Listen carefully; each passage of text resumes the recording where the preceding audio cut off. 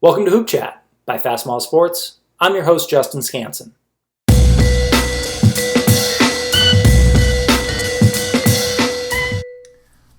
With us today is Coach Lindsay Scarlatelli. Lindsay, how are you doing? I'm doing great, Justin. How are you? I'm doing great, thank you. Lindsay is the Director of Basketball Operations at Miami of Ohio. Did I get that correct? That is correct. Awesome. So the original Miami. The original Miami. I'm glad that you're able to clear that up for us. Yes. Lindsay, tell us a little bit about yourself, your background, and what led you to the original Miami. All right. Well, I started my coaching career at Michigan State. I was a graduate assistant coach there under head coach Susie Merchant.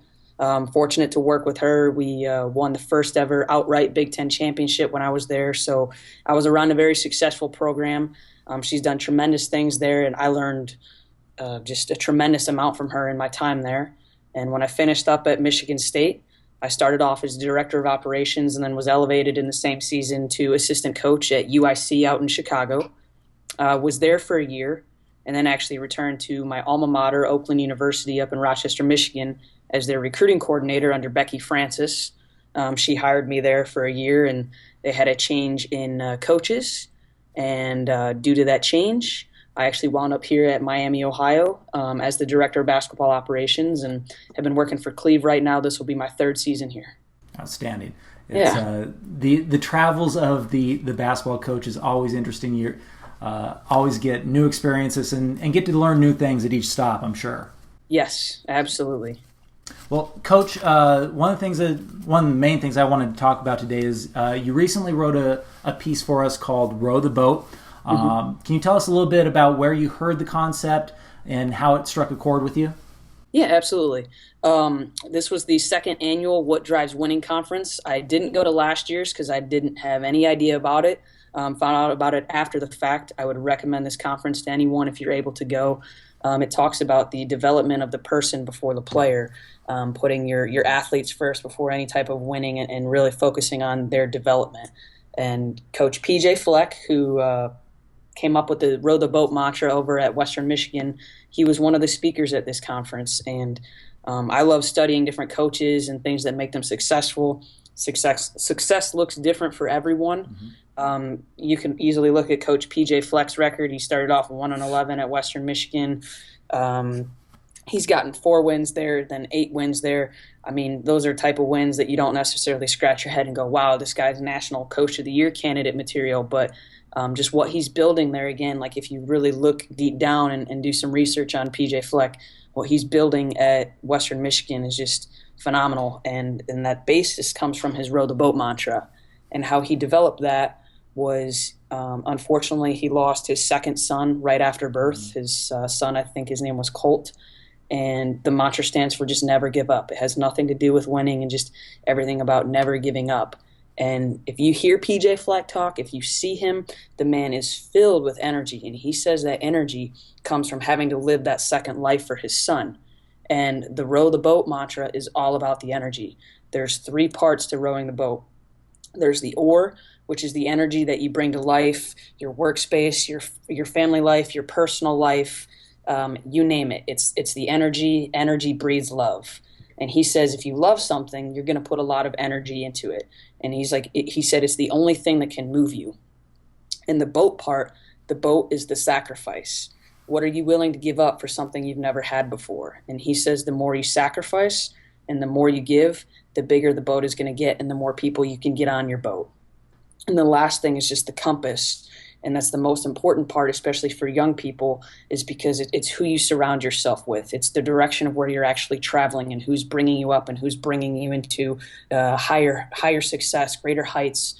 And the whole thing is when you're rowing the boat, your back is to the future, which you can't see or you can't control.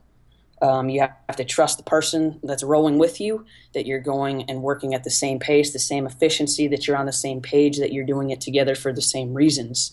And you're rowing in the present, which is the only thing that you can control and have an impact on. And then you're going to experience, if you're on the boat, waves in life. It's speed bumps, adversity, whatever it is. You're going to encounter some problems. I don't know of anyone that's ever lived a problem-free life. I mean, if so, great for you. But he says with the boat, you either have that option when you hit that adversity to just take the oars out of the water and put them back in the boat and quit, or put them back in the boat and quit, or you put them in the water and you keep on rowing.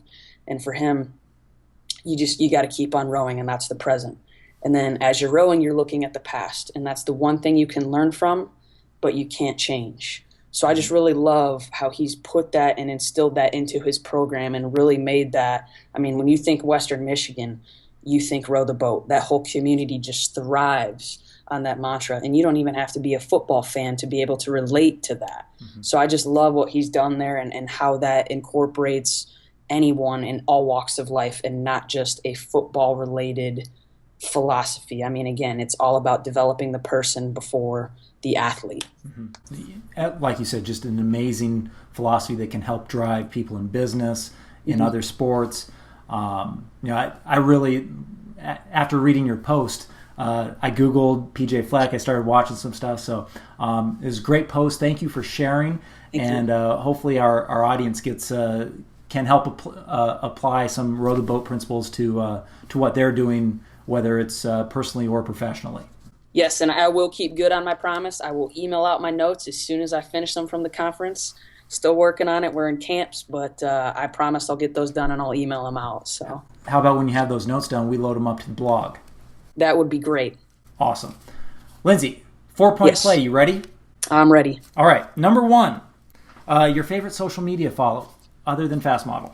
I was going to say FastModel's right there, number 1. Other than FastModel, I think it would be the Players Tribune, which was actually started by Derek Jeter. And the reason for that is they always have different stories, different content that's just really cool to hear from an athlete perspective. Most of the time it's a professional athlete or a retired athlete, but some it's from college players.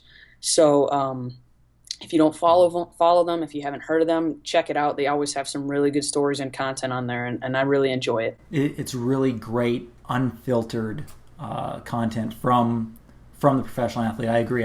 Yes. I dig everything that they send out.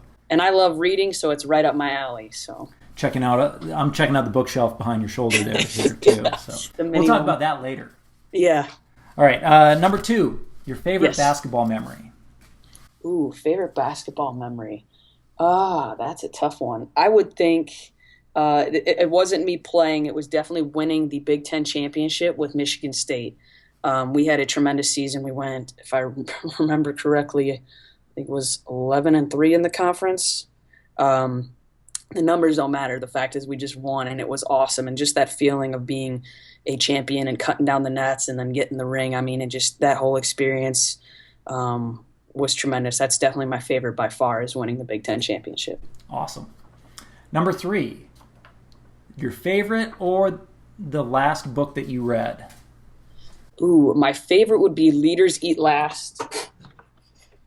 It's actually on the bookshelf here. Love it. By Simon Sinek.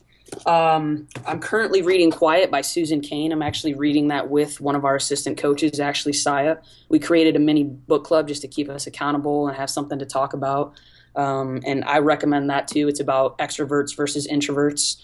Really cool to understand just the different types of people and how you can, I guess, understand how they work, some in a more social setting, some in a more quiet setting, and you kind of remove all judgments involved because you just understand that's the way they operate and there's not something weird or, whatever it might be about them. It's just, I like understanding people better, and it's a really good people book. Well, and it's a management concept, whether you're a teacher, whether you are an employer, whether you are a coach, everybody learns everybody learns differently. Everybody has different experiences, and being able to connect with people as individuals is extremely important. So I think I might check that book out myself. And it helps better understand our players and the people I work with too. Mm-hmm. So I shouldn't say easily pick out, but I can kind of gauge if someone is an extrovert or an introvert and how to better understand the way they learn, the way they like to operate or work, and how to approach them about something. So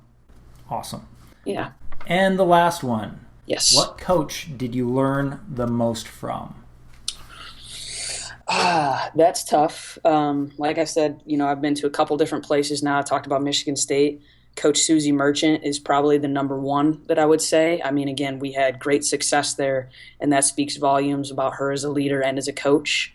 I was also fortunate to work Coach Pat Summitt's camps for a couple summers. And even though it was just a minor capacity, obviously camps aren't too long.